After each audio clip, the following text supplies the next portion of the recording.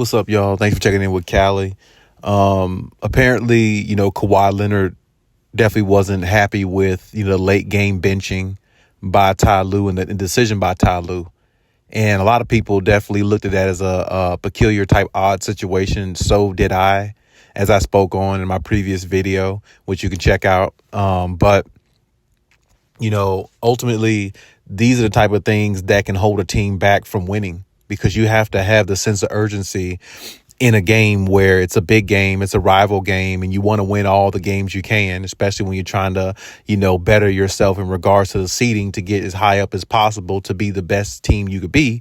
And I feel like, personally, like I said before, I don't know about any, sabotaging, anything like that. I just feel like it's a very odd coincidence that you wouldn't leave your best player in there with the game waning and the game being close the way it was. You wouldn't leave your best player in there to make an impact, because regardless of whether Kawhi is struggling or not, I personally wouldn't care, because Kawhi is one of those players, one of those unique players in the league where he's good on both sides of the floor, which means he can make an impact on either side of the basketball court. He can make a couple of steals. He can get a steal and, cause a fast break for the Clippers to get some easy points to put the Clippers ahead. You know what I'm saying? Or maybe tie it going to overtime or whatever the case may be. Or he can catch fire on the offensive end. So it's like you never take out your best player for any reason. And especially, Ty Lue said something about, Kawhi with the minutes restriction, knowing they have a back-to-back game tomorrow, today, this, and that. That doesn't matter. Kawhi has played 40 plus minutes in several games this season.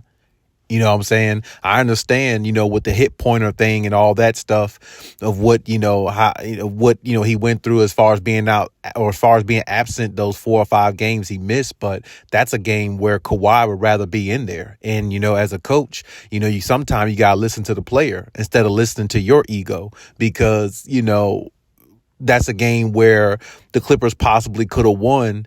And then on top of that, you threw him back in there, 17 seconds left in the game.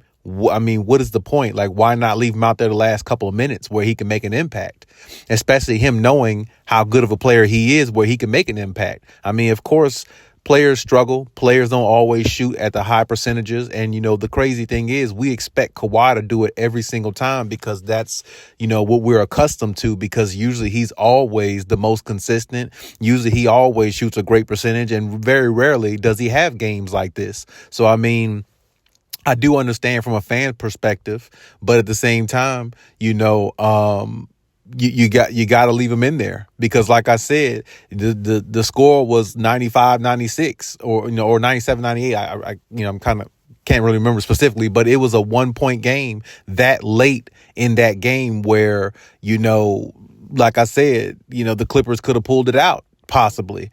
And, the fact that you pull out your best player, I just don't really see the logic in that. I don't. And I get what Ty Lue, I get what he's saying in regards to, the minutes restriction. But at the same time, I don't get it, because that type of game, that type of magnitude, Kawhi wants to be in there, and Kawhi is fine.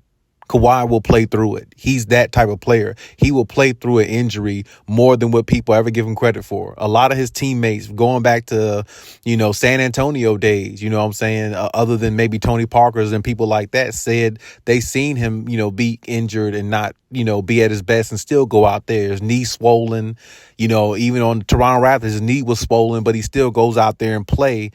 But the media just portrays him to be the opposite of that. And really, he's a lot more dedicated to basketball than what people give him credit for. So in saying that, I'm saying that Kawhi would have definitely went out there and stayed out there and made the best of it. And like I said, Kawhi could have made a couple of defensive plays that could have altered that game, because Kawhi is that good. He's that type of player. That's what makes him a top 5 player, because he can change a game just with him being out there. And with him not being out there, it made it easier for the Lakers to feel more comfortable to actually, run that game out as much as they could, because without Kawhi being on the floor those last 2 or 3 minutes, and he comes back 17 seconds in the game, like he really can make that much of a difference with that little time, when the Lakers pretty much already had it where they needed to and seized the momentum.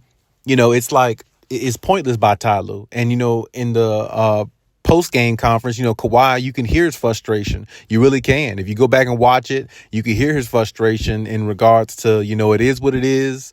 And there's nothing he could do about it. And he talked about his shooting night where he didn't shoot particularly well. And, the team didn't as well either. I think it's like one of the games they all shot like under 40% in a while. And they just didn't have it, that night. And you got to give the Lakers credit. They found a way to win.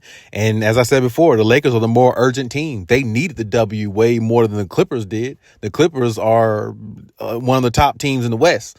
They're the number 4 seed. Whereas the Lakers are the number 10 or 11 seed. You see what I'm saying? So they needed that to really build some confidence and try to, propel themselves going forward. Maybe they will, maybe they won't. I don't know. But I mean, at the same time, it's just odd. You know what I'm saying? And I know a lot of people are going to connect it to LeBron and Ty Lue with Clutch Sports and all that, and Ty being maybe a client of Clutch Sports and just a fan of LeBron so much and all that stuff, and praised him a lot. And just really he's close to LeBron outside of basketball. So I mean, with that being said, of course people are going to try to connect the dots there. And like I said, I'm not too sure about that. I do believe he's close to LeBron outside of basketball. I do, the reports and stuff have always said that. And, you see a lot of games or not a lot of games, you see a lot of times in the off season, I've seen pictures and stuff where they have, connected and things like that. So, I mean, when you look at that, of course, some people are going to make it out of a sabotage type thing, this and that. But I mean, maybe it is, maybe it isn't. I don't know. But either way, that's not how the Clippers are going to win. That's not. They you have to leave your players in there when it's a big game. You have to leave your players in there, and let them, and Kawhi would be fine. Kawhi would be fine. I'm telling you now, Kawhi would have been fine with staying in there and playing the rest of that game. And I promise you, even after whether they won or lost that game, Kawhi will be ready for tonight's game. It's just he's wired that way. He wants to play. He wants to be out there. He wants to contribute, and he wants to give his team the best chance to win, whether it's on the offensive end or defensive end or both. You know what I'm saying? So it's going to be a lot of speculation about it. Definitely a lot of questions about it. But I question other things about Ty Lue's coaching, as I said in my previous video, which you guys definitely can go and check out, as I said earlier. And I question a lot of things about his coaching, playing small ball when the Lakers are playing bigger, and they're dominating more in the paint. They're getting more what they want, and you're not making adjustments. It's just a lot of things. And I don't like when Russell Westbrook is on the floor with James Harden too long. I like it's a little bit more rotated there. I don't like them together too long because I feel like that's, turnover city potentially. You see what I'm saying? So it's like, as much as we like both of those players, we definitely got to try to find a way to keep them separate. But I mean, that's another story for another day. Like I said, what I'm saying, at the end of the day, the Lakers won it. Shout out to them. Good game. Always a great game when these two teams play. But as I said before, the Lakers are just really trying to catch up because, I mean, I think the Clippers went like 2 or 3 years beating the Lakers back-to-back times. I mean, I think up until these last 2 wins the Lakers got against the Clippers, before that, the Clippers won like 9 or 10 straight against the Lakers, which is unreal. And this was with Reggie Jackson's and other players like that. They ain't even have the team they have now. So, I mean, it's like, when you think about that and the magnitude and all that, it's the Lakers just trying to catch up, really. You know what I'm saying? And it's tough playing the Clippers. It is, especially with Kawhi on there. Kawhi has played LeBron many times, and he was the best player on the floor against LeBron. And a lot of people didn't want to give Kawhi his credit. When LeBron wins, everybody's quick to say, Kawhi is a bum and he's not in the same realm as LeBron James and all that. But there's been, like I said, there's been many times where Kawhi has beat LeBron and he was the best player on the floor. I mean, hell, Kawhi beat him in the NBA Finals. So, I mean, if we're going that direction, if that's what we're doing, then, I mean, really, Kawhi still owns LeBron James, regardless of what anybody says. He's still LeBron's kryptonite. He's still somebody that LeBron second guess when he plays him because he knows what Kawhi is about. And the respect level for Kawhi is an all-time high because he knows how great of a player he is and what type of effect he has. So, like I said, that last couple minutes of that game last night, LeBron was looking at it as a sigh of relief. Honestly. So, I mean, he probably, called Ty Lue or text him at the end of the night saying, hey, thanks for doing that, because that definitely helped us get that victory. You see what I'm saying? But either way, It is what it is. Clippers got to move on to the next. And, Kawhi being unhappy, maybe he'll go out this game and maybe drop 35, 40 points. You never know. Or, maybe he'll use that as motivation at the end of the season if they don't win the championship and just move on to another team.